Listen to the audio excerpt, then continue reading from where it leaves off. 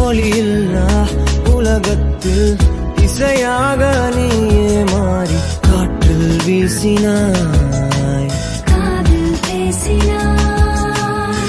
மொழியில்லா மௌனத்தில் விழியாலே வார்த்தை கோர்த்து கண்ணால் பேசினாய், கண்ணால் பேசினாய்.